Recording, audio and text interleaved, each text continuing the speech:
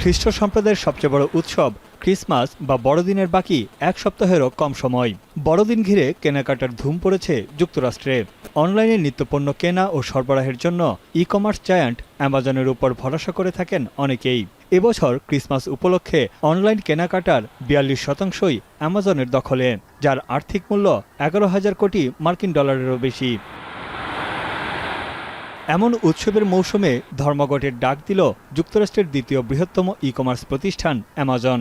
New York, Atlanta ও San Francisco সহ বেশ কয়েকটি শহরের ওয়্যারহাউজের কয়েক হাজার কর্মী ধর্মঘটে যাচ্ছে।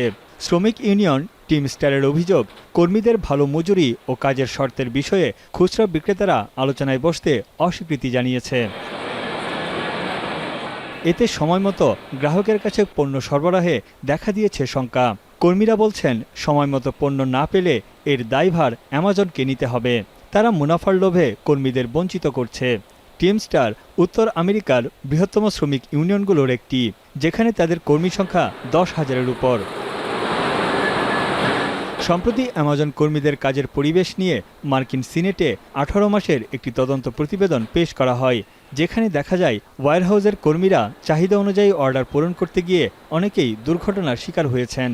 যদিও এসব অভিযোগ অস্বীকার করেছে অ্যামাজন।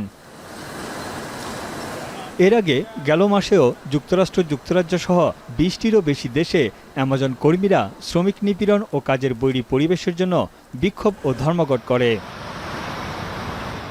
তানভীর জনি, এখন বিশ্ব।